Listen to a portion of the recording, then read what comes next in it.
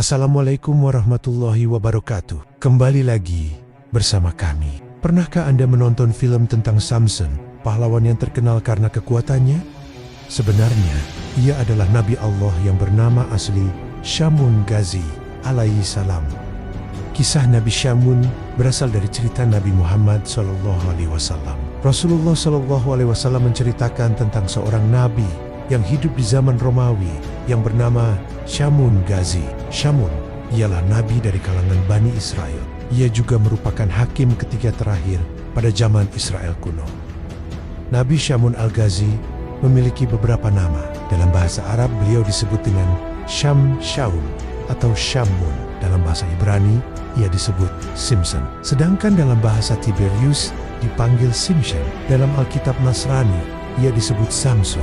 Nama Shamun berarti yang berasal dari matahari, sedangkan Al-Ghazi berarti yang berasal dari Ghazi atau Gaza di Palestina sekarang. Nabi Shamun Ghazi memiliki mukjizat luar biasa. Ia bisa melunakkan besi dan dapat merobohkan istana. Cerita tentang Shamun merupakan cerita Israeliat yang diceritakan turun-temurun di Jazirah Arab. Ceritanya sudah tersebar jauh sebelum Nabi Muhammad SAW lahir. Diceritakan dalam kitab Mukasyafatul Qulub karya Imam Al-Ghazali. Pada suatu malam di bulan Ramadan, Nabi Muhammad SAW sedang berkumpul dengan para sahabat. Tiba-tiba seorang sahabat melihat Nabi Muhammad SAW tersenyum, lalu bertanya, "Apa yang membuatmu tersenyum, wahai Rasulullah?" Rasulullah menjawab, "Diperlihatkan kepadaku hari akhir, ketika semua manusia dikumpulkan di padang mahsyar. Semua nabi dan rasul berkumpul bersama umatnya masing-masing, kemudian masuk ke surga. Ada salah seorang nabi dengan membawa pedang, tidak memiliki pengikut satupun, masuk ke dalam surga. Dia adalah Shamun.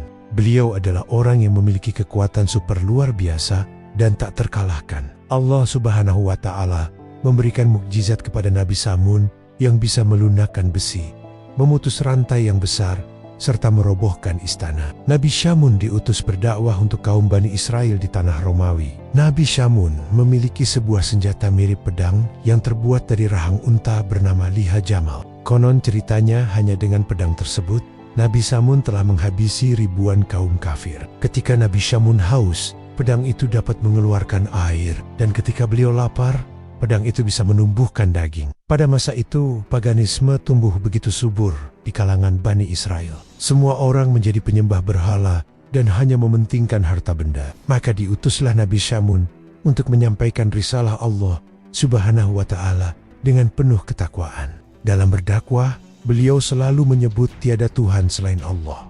Namun karena begitu sesatnya mereka, hingga Nabi Shamun tidak memiliki pengikut satu orang pun. Hal itu tak menjadi masalah baginya. Dengan ketangguhan dan kekuatan yang dimiliki, Nabi Shamun terus menentang penguasa pada waktu itu bernama Raja Israel.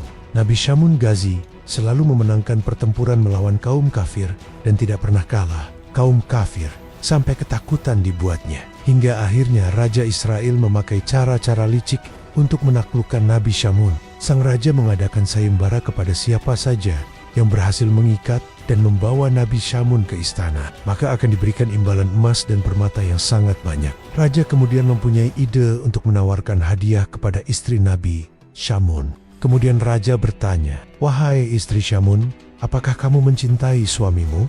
Sang istri menjawab, "Tentu saja raja." Kemudian raja bertanya lagi, "Kamu tahu kan bahwa suamimu membuat kita semuanya ketakutan?" Sang istri berkata, "Tentu saya juga tahu itu raja." Raja lantas memberikan penawaran kepada istri Nabi Shamun, "Maukah kamu menaklukkan suamimu dan membawanya ke istana? Atas keberhasilanmu kelak akan diberikan imbalan berupa emas dan permata yang berlimpah." Tergiur akan penawaran sang raja, maka istri Nabi Shamun pun menyanggupinya dan berkata, "Baik raja, saya siap." Kemudian oleh raja diberikanlah tali untuk mengikat tubuh Nabi Shamun. Percobaan di hari pertama, sang istri menunggu Nabi Shamun yang sedang sholat. Namun karena terlalu lama, akhirnya sang istri mengantuk hingga ketiduran. Hari berikutnya, ketika Nabi Shamun sedang tertidur, sang istri kemudian mengikat badannya. Nabi Shamun lantas terbangun dan bertanya, "Wahai istriku, apakah engkau yang mengikat tubuhku?" Sang istri menjawab, "Aku hanya mencoba seberapa kuatkah dirimu." Kemudian tanpa kesulitan, tali itu diputus Nabi Shamun. dan terlepas dari tubuhnya. Percobaan ketiga pun menemui hal yang sama. Karena selalu tidak berhasil, akhirnya sang istri menggunakan strategi rayuan. Dia bertanya kepada Nabi Syamun, "Wahai suamiku, apakah gerangan yang bisa mengalahkanmu?"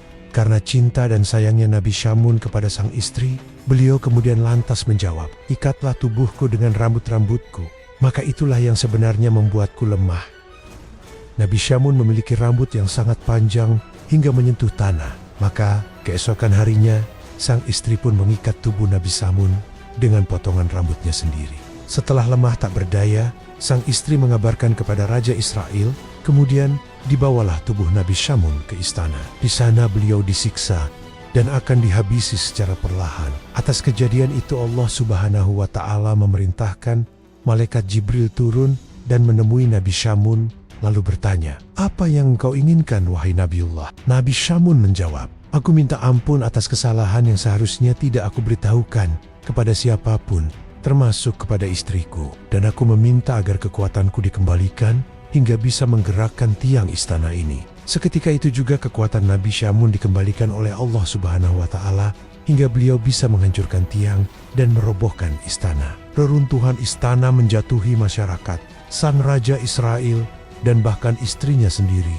Hanya hingga tersisa Nabi Syamun saja yang hidup. Nabi Syamun kemudian bersumpah bahwa dia akan melawan kebatilan dan beribadah selama 1000 bulan tanpa henti.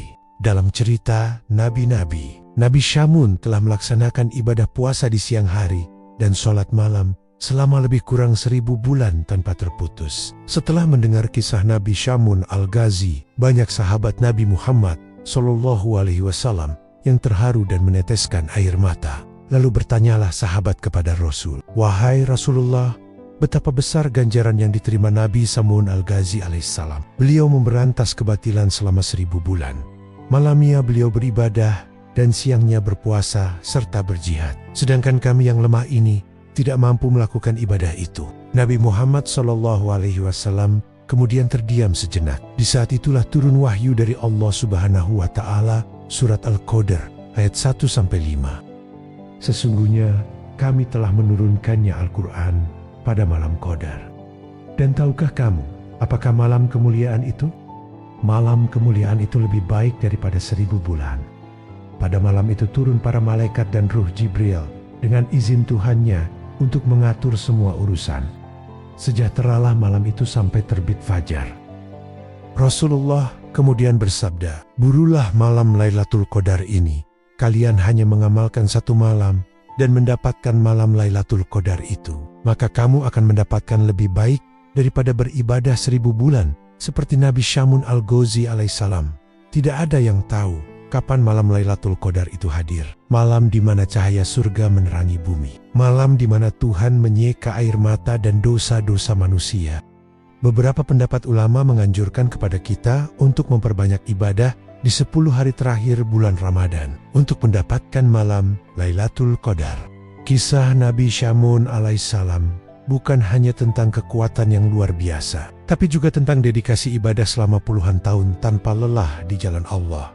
Beliau berjuang tanpa henti, siang dan malam, demi membela kebenaran. Dari sanalah kita tahu bahwa ibadah yang istiqomah adalah tanda kekuatan sejati seorang hamba. Dan tahukah kita, dalam Islam, Allah menghadiahkan malam yang begitu mulia, yaitu malam Lailatul Qadar. Malam yang lebih baik dari 1000 bulan. Amal di malam itu nilainya melebihi ibadah panjang Nabi Syamun yang berlangsung selama 80 tahun.